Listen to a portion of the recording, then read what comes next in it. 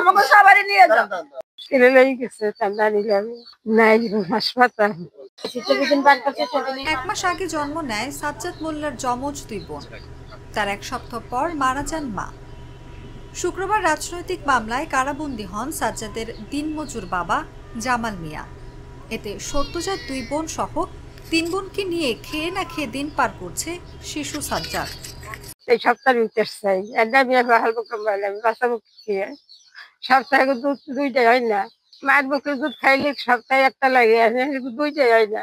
আমি কিভাবে দেখবো? এই 4টে বাচ্চা নিয়ে আমরা কি করবো? এগো কান্না ফিরাইতে পারি না, এগো ঘুম নাই, এগো খাওয়ান জোগাড় করতে পারি না। আমরা চাই জামালের দ্রুত মুক্ত চাই।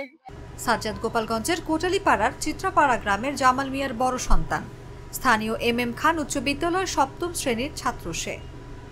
খোঁজ নিয়ে জানা গেছে জামাল মিয়া পেশায় একজন দিনমজুর। 1 মাস আগে জামাল মিয়ার স্ত্রী সাথী বেগম যমজ কন্যা সন্তানের জন্ম দেন। এর 6 দিন পর সাথী বেগম মারা যান। স্ত্রীর মৃত্যুর পর সদ্য জন্ম নেওয়া দুগ্ধপোষ্য 2 কন্যা সহ 4 ছেলেমেয়ে নিয়ে মানসিকভাবে ভেঙে পড়েন জামাল মিয়া। আমার এই চাচাতো ভাই বলছেন, সে কোনো রাজনীতির ব্যাপারে কোনোদিন কিছু করে না। তার বউ তখন অসুস্থ ছিল, যে সময় এই কেসটা দিছে তার ওয়াইফ ছিল অসুস্থ, সে ছিল বরিশাল। তখন আল্লাহ 2টা বাচ্চা দিচ্ছে। আমি 2টা বাচ্চা দেওয়ার পরে তার স্ত্রী বাড়িতে আসছে। বাড়িতে আসার পরে স্ত্রী মারা গেছে। বাচ্চা 2টা তখন অনাথ। তখন 2 বোন এরা পালে।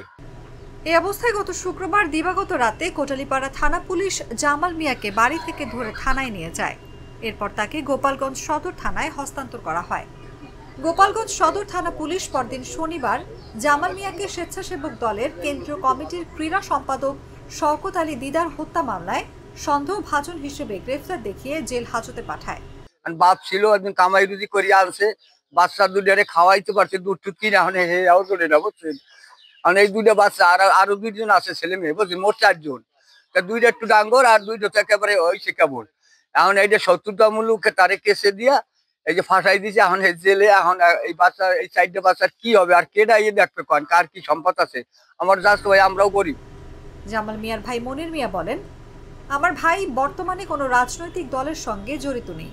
একসময় সে আমতলী ইউনিয়ন যুব দলের সাধারণ সম্পাদক ছিল। পুলিশ কি কারণে আমার ভাইকে ধরে নিয়ে হত্যা মামলায় গ্রেফতার দেখিয়ে জেল হাজতে পাঠিয়েছে তা আমাদের জানা নেই। সে রাজনীতি জীবনে করে নাই, সে ভালো মন্দ রাজনীতির কোনটা জড়িত নেই, কোনো কাগজপত্র নেই, কিচ্ছুতে নাই। আপনি কৃষক আয় অর্থে খাইছে। আর এই বাচ্চাগুলো, এই বাচ্চা 2টা দিচ্ছে, বইয়ের রয়েছে। এখন তো নাই। এখন কি হবে? আপনার জোর দাবি আমাকে যাতে আরে মুক্তি দেওয়া হোক। আমরা মুক্তি চাই, এই জোর দাবি, আর কিছু না, আমরা চাই না। কোটালীপাড়া থানার ভারপ্রাপ্ত কর্মকর্তা আবুল কালাম আজাদ বলেন, জামাল মিয়া ঢাকার তেজগাঁও থানা শ্রমিক লীগের যুগ্ম আহ্বায়ক ছিল বলে আমরা জেনেছি। গত শুক্রবার তাকে আটক করে দিদার হত্যা মামলায় গোপালগঞ্জ সদর থানায় পাঠানো হয়। সেখানে হত্যা মামলায় গ্রেফতার দেখিয়ে জেল হাজতে পাঠানো হয়েছে।